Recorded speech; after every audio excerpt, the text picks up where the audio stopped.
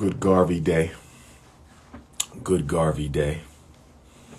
Good Garvey Day. Good Garvey Day. Good Garvey Day.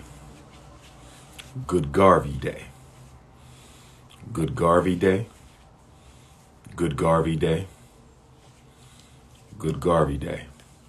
Grand rising to my continental Africans. Grand rising to my Africans in Asia.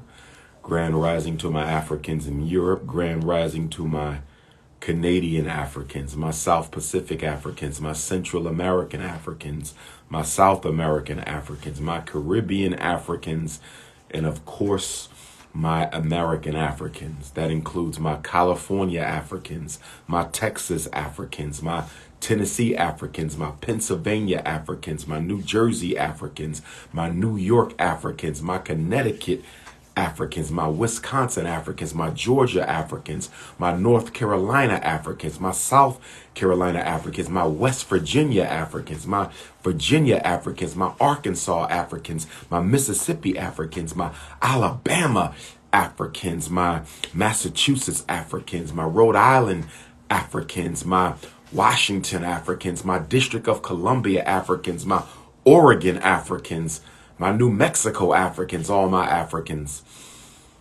around the world. It is the Prince of Pan-Africanism, King Kong Consciousness, Intercontinental Ifa Tunde, the most requested black scholar in the world, the greatest black school psychologist of all time, the top orator on the planet, and the most influential Pan-Africanist alive. I greet you all today in peace. I greet you all today in peace. Today, I want to begin talking about the recent history of African people in the United States. I want to talk about the 1970s, brothers and sisters. I want to talk about the 1970s because in order for us to understand where we're going, we have to know where we've been. In order for us to understand where we are going, we have to know where we have been.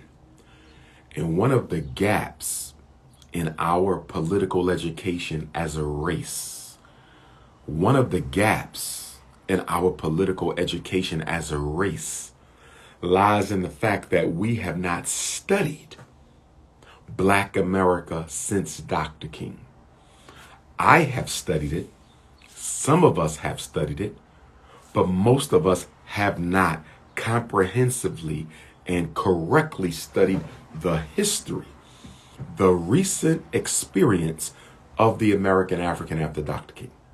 For those of you who have signed up for my podcast, for those of you who have signed up for my podcast, for those of you who have signed up for my podcast, you know that one of the first podcasts I did of the first season, one of the first podcasts that I did of the first season was dealing with the decade of the 1970s. In the second season, we're going to deal with the 80s, the 90s, the 2000s, the 2010s. I'm going to take you from 68 to 2022. 78, 88, 98, 08, 18. Okay, that's 50. 19, 20, 21, 22. You're talking 55 years. I'm going to give you the history of the African in 55 years. Now, for my international Africans, I want you to be patient because I have to integrate the Pan-African experience in with the American African experience because I like to do things in a very collective, comprehensive, global Pan-African fashion. Because for me, it is Pan-Africanism and perish. For me, it is Pan-Africanism or perish. It is not Christianity and perish. It is not Islam or perish. It is not Old Testament or perish. It's none of that. It's Pan-Africanism or perish. Not religion, but race. Not religion, but race. So let us get into this. But before I do, Instagram family, you might get cut off. You know, Instagram normally mutes my sound after 15 minutes. Instagram family, you might get cut off because, as you know, Instagram mutes my lives after 15 minutes. So you might want to come over to Facebook. On Facebook, I am Dr. Umar Ifatunde. On Facebook, I am Dr. Umar Ifatunde. On Facebook, I am Dr. Umar Ifatunde. So Instagram, you may need to come on over once I get muted. Couple of announcements. Black College and Consciousness Tour will be taking place spring of 2022.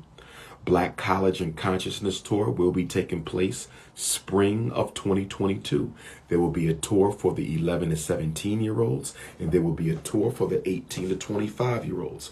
There will be a tour for the 11 to 17-year-olds, and there will be a tour for the 18 to 25-year-olds.